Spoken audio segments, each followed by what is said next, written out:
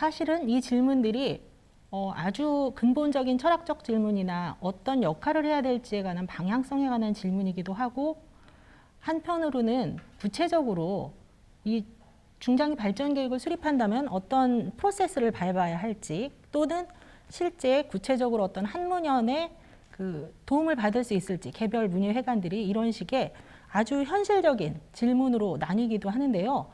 그런데 사실 이것은 하나로 또 모아지는 것 같기도 합니다. 결국은 문예회관이 뭐 하는 데인지 그런 고민으로부터 시작이 되어야 중장기적인 계획이 가능할 것 같은데요.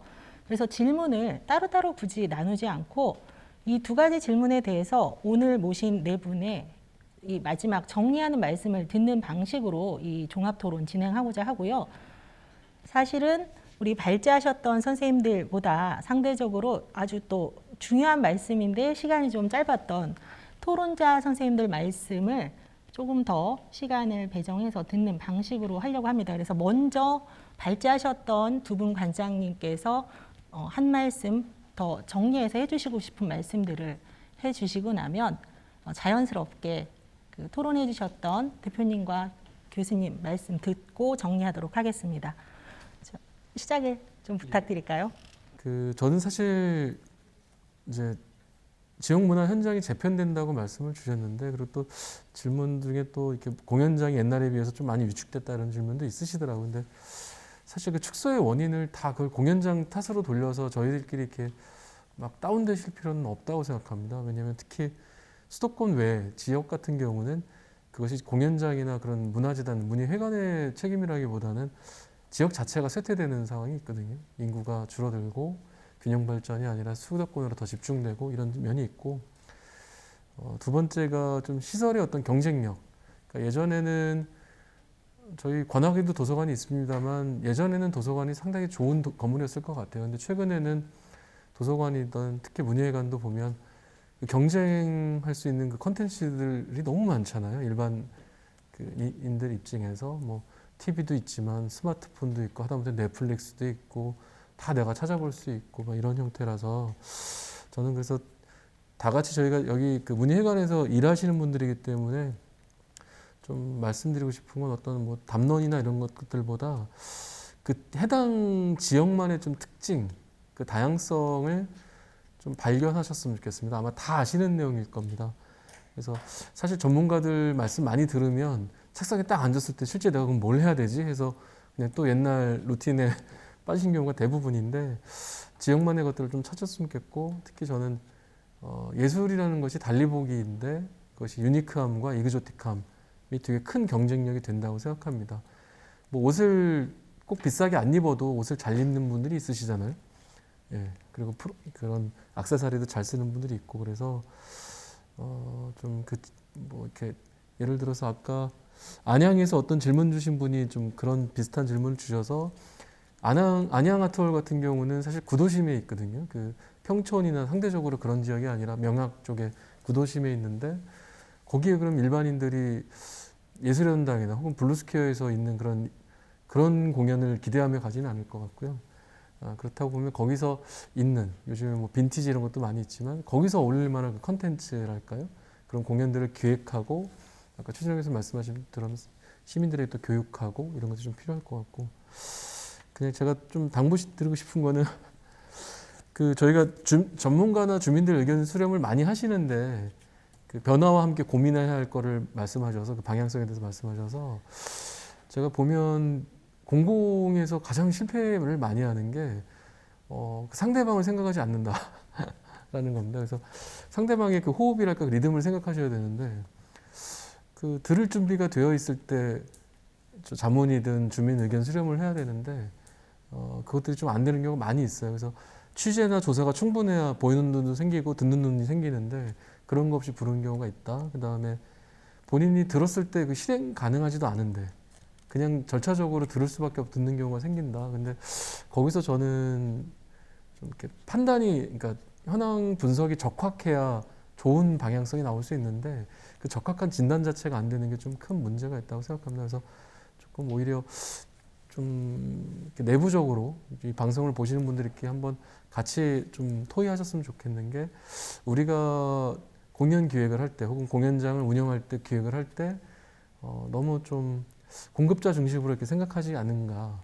그리고 뭔가 이렇게 정해진 답들 혹은 잘했던 것들을 컨트롤 C에서 컨트롤 V 하지 않는가에 대해서 한번 합리적으로 좀 의심을 해보시고 의견을 듣기 시작하신다면 아마 그 지역 현장에 그런 답들이 있지 않을까 좀 생각을 해봅니다.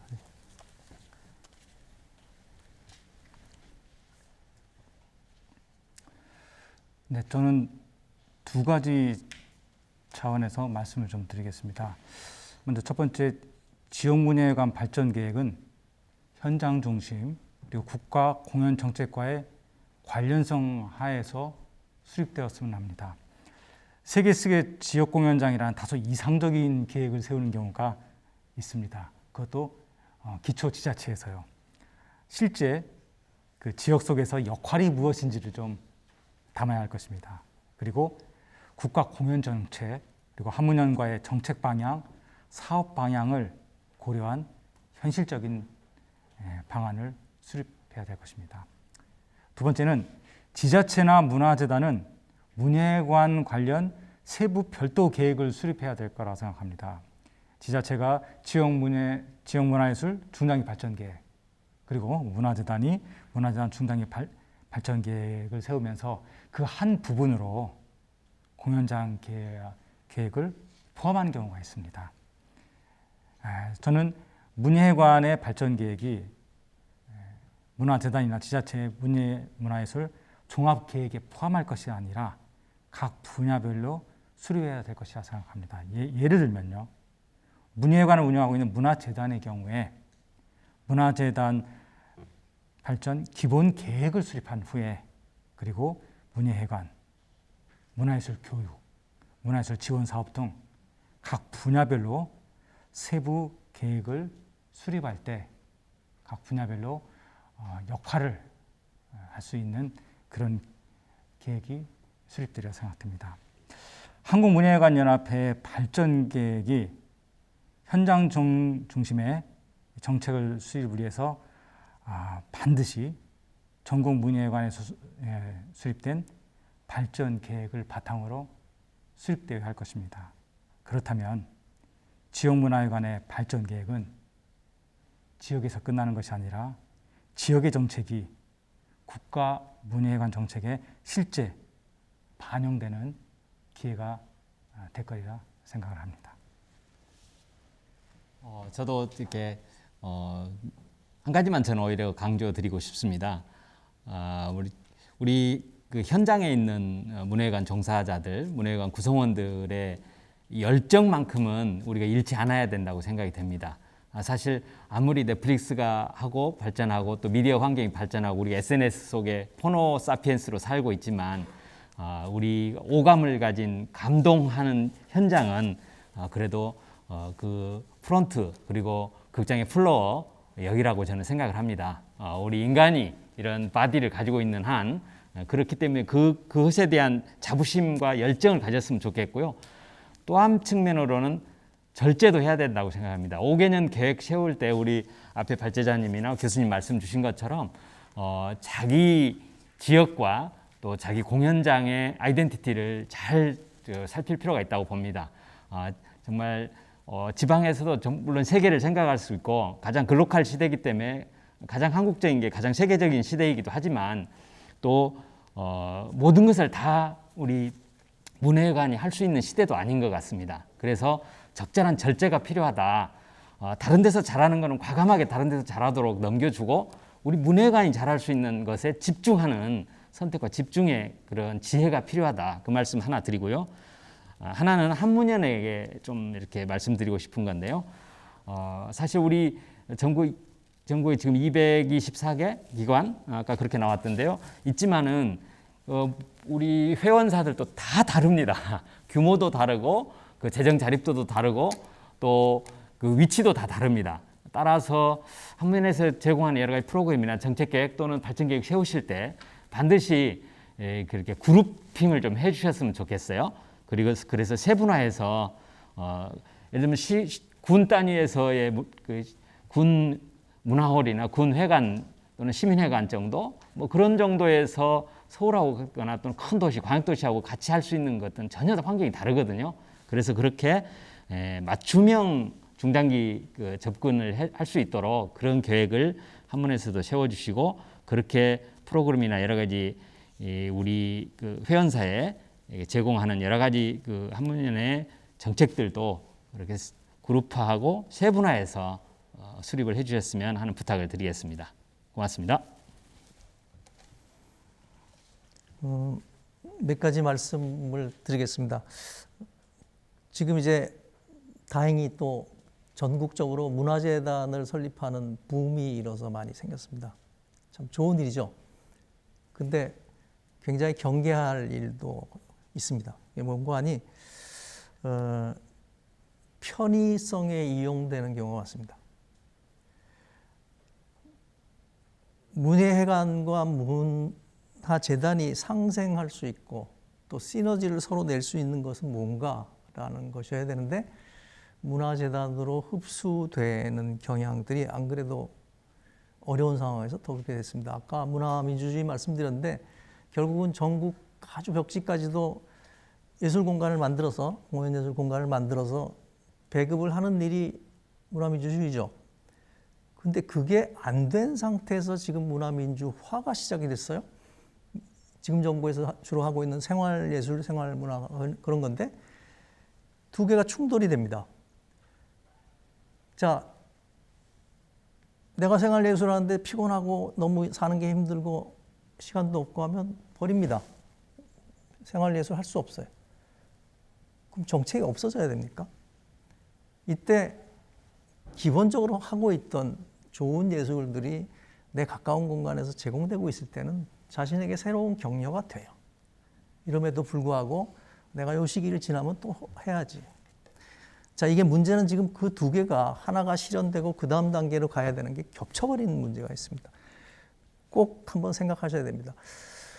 자, 공급자 입장에서 생각하는, 행정하는 입장에서 생각하는 게 굉장히 상식화되어 있습니다. 제가 학교에서도 예술 행정의 가장 큰 적이 일반 행정이다라고 얘기를 하는데, 다른 점은 연극을 예를 들겠습니다. 10회 공연하면 매일 공연이 다릅니다. 왜 다를까요? 관객이 다르기 때문에 다릅니다. 어떤 때는 굉장히 집중도가 높기도 하고, 어떤 때는 굉장히 산만하기도 하고, 어떤 때는 반응이 좋기도 하고, 여기에 따라서 공연의 호흡도 달라지고 색깔도 달라집니다. 몇 회 하면서 그들은 과연 이걸 어떻게 보고 있지라는 생각을 자꾸 하면서 만들어가는 게 이게 예술입니다. 그러니까 예술가들이 자기 하고 싶은 것들을 하고 있는 게 아니라 공간에서 만나는 예술은 관객을 끔찍하게 생각하고 있습니다. 계획 세우실 때도 일반 행정에서 하는 지금 틀 보면 똑같아요. 제가 뭐 정책을 만들 때나 무슨 공연장의 중장기 발전을 계획을 세울 때나 뭐 생활예술 관련해서 뭐 할 때나 구도가 똑같습니다. 어떻게 똑같을 수가 있습니까? 시간도 달리 필요하고 공간도 달리 필요합니다. 그 다름을 좀 많이 찾아서 가시면 좋겠어요. 그러니까 만약에 우리가 문예회관에 공연예술 공간으로서, 전문 공간으로서 정체성이 확립되지 않고 발전시키지 못하면 언젠가 예술이 사회에 쓸 자리가 없어질 겁니다. 그리고 일반 문화 공간으로 전락해서 다 그리 갈 겁니다. 지금 상당 숫자의 위험성이 그리 되고 있는 점들이 보입니다. 예술감독이 없다고 했는데 프로그램이 없어요. 그게 꼭 지역의 특별한 거 아니어도 됩니다. 관객입니다. 이 지역에는 어떤 사람들이 주로 살고 있고 일상의 관심사가 뭐고 무슨 일들을 하고 계시는지, 가족의 구성원은 어떤지. 아이가 많다? 굉장히 좋은 일이죠, 지역에서. 그럴 때는 가족극을 어떻게 가져오면 좋을까? 그 가족극들이 이런저런 방식에서 부모의 입장에서, 아이의 입장에서, 또 다른 식으로 우리는 배타운의 역할을 하고 있는 게 심하다. 굉장히 피곤하죠, 이동하고. 그럼 좋은 음악을 들려주는 게 어떨까? 음악은 그럼 어디서부터 어디를 가야 될까? 고민할 것들이 많습니다. 굉장히 잘 어울리고 이 안에서 섞여서 활동하는 사람들이 이 시 안에 많다? 그러면 일상이 다채롭습니다. 그렇다면 일상을 다룬 극들을 찾으면 돼요. 많습니다. 그러니까 다만 그 예술에 전념하고 있지 않기 때문에 관객들에게 보여줄 수 없는 거예요. 그러니까 부디 제가 오늘 말씀드린 굉장히 뭐 저 혼자 강조하고 있지만 본질적인 얘기로 드린 말씀이니까 그런 부분들이 계획 세우실 때 그냥 한번 생각을 해주시면 어떨까 싶습니다. 감사합니다. 네, 제가 그 종합 토론을 저희가 사전에 약속하고 좀 말씀드렸던 방식이 아닌 갑작스럽게 좀 그 계획을 변경해서 부탁을 드렸는데요. 사실은 지금 우리 최준훈 교수님께서 마지막에 가장 본질적인 우리가 이런 계획을 하는 이유, 사실은 문예회관이 만들어져서 이렇게 운영이 되는 이유, 이것을 다시 한번 생각해 봐야 된다라는 그 말씀이 굉장히 와닿았고, 어떤 스킬로서 또는 무슨 정책의 방향을 맞추는 것으로서 이런 현장에서 우리는 계속해서 급급한 거죠. 문제를 풀어나가는데. 근데 그것이 아니라 근본적으로 그럼 이 공간은 무엇 하는 곳인지 그것에 대해서 항상 다시 생각해 본다면 어떤 변화가 있더라도 또 지금같이 우리가 이렇게 현장성이 중요한 공연 예술을 우리가 중점적으로 다루고 있으면서도 서로 만나지 못하는 이런 현실마저도 근본적으로 우리가 이런 예술을 다시 또 그런 관객들을 위해서 준비하고 있다라고 생각한다면 여러 가지로 좀 힘을 낼 수 있을 것 같습니다. 근데 그런 것들이 바로 지금 여러분들이 질문해 주셨던 뭔가 나의 역할이 없는 것 같고 축소되는 것 같고 그리고 사회적으로도 인정받지 못하는 것 같아서 이제 많은 그 어려움들을 또는 절망감을 토로하시기도 하는 그런 상황인데요. 조금 더 그 말씀을 좀 듣고 싶어서 방식을 좀 바꿔서 갑자기 그 질문의 형식이랄지 이런 것들을 좀 깨고 말씀 들어보았습니다. 근데 사실은 오늘 우리가 또 다루어 봐야 되는 어떤 그 문예회관 연합회, 한문연이라는 기관 차원의 고민들, 그리고 각 문예회관들이 직접 현장에서 이렇게 고군분투하면서 이끌어 나가고 있는 그 상황들 모두 종합적으로 이야기를 좀 들을 수 있었습니다. 그래서 이런 오늘의 자리로부터 시작을 해서 처음 시작부터 굉장히 시의적인 자리로 마련된 것이 감사하다라고 말씀을 드렸는데 다시 한번 강조하고 싶어요. 지금의 상황에서 오늘의 문제가 항상 현장에서 풀어나가기 힘들지만 또 이 시점에서 장기적인 관점으로 여러 가지를 다시 근본적인 데서부터 성찰해보는 그런 시작이 오늘이 된 것 같습니다. 그래서 한문연에서도 역시 이런 부분들을 상당히 좀 인지를 하고 계시고 사업으로도 어떤 회원 기관들의 그간의 뭐 행정적인 구분이 아니라 실질적인 요구에 맞춰서 다양한 방식으로 재편을 준비하시고 계시다 이런 이야기를 들었습니다. 그래서 앞으로 그 현장에 계신 우리 회원 기관들도 보다 적극적으로 그런 현장의 목소리들을 전달을 해주신다면 이런 자리들도 활발하게 마련이 될 것이고 그런 것들을 바탕으로 해서 보다 더 우리의 고민들을 같이 나누고 풀어갈 수 있는 실마리가 생길 것 같습니다. 오늘 자리를 마치면서 또 함께 인사드리면서 마치도록 하겠습니다. 수고하셨습니다. 수고하셨습니다. 수고하셨습니다. 예, 수고하셨습니다. 수고하셨습니다. 수고하셨습니다.